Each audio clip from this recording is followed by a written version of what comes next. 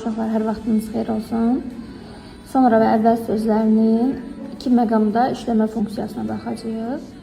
Birinci, zərf məqamından, digəri isə qoşma məqamından istifadə oluna bilər bu söz. Gəlin qoşma kimi baxaq.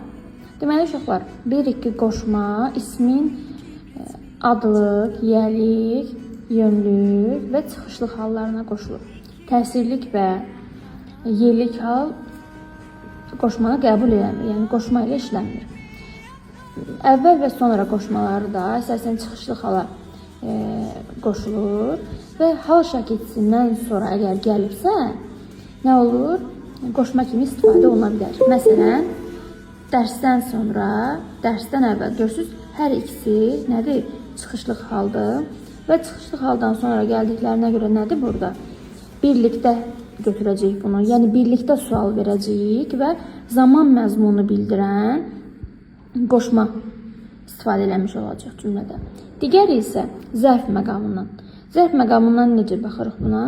Əgər cümlənin əvvəlində gəlibsə, vergüldən sonra gəlibsə, bir də ayrıca suala cavab verirsə, burada artıq biz zərf kimi istifadə edəcəyik. Bunu mən niyə demədim ayrıca sual? Çünki qoşma köməkçi nitq hissəsidir və o konkret və ayrıca sualı yoxdur. Leksik mənası olmadığına görə sualı da yoxdur. Amma digəri zərf əsas nitq hissəsidir və onun konkret sualı var. Və sonra və əvvəl sözləri də zaman məzmunu ifadə edir. Yəni zaman zərfi kimi istifadə oluna bilər cümlədə. Amma hansı məqamda? Cümlənin əvvəlində gəlirsə, virgüldən sonra gəlirsə və ayrıca suala cavab verirsə, bunu artıq mən qoşma kimi yox, zərf kimi götürəcəm. Məsələn, sonra danışarıq. Görürsünüz, mən ayrıca buna sual verə biləcəm. Sonra danışarıq. Danışarıq. Nə zaman danışarıq? Sonra danışarıq. Amma digərinə baxaq. Məsələn, deyirəm ki, dərsdən sonra gələcəyik. Nə zaman? Dərsdən sonra. Görürsünüz, buna mən ikilikdə sual verirəm. Yəni, çünki qoşma qoşulduğu sözlə birlikdə cümlə üzvü olur. Amma digəri nədir?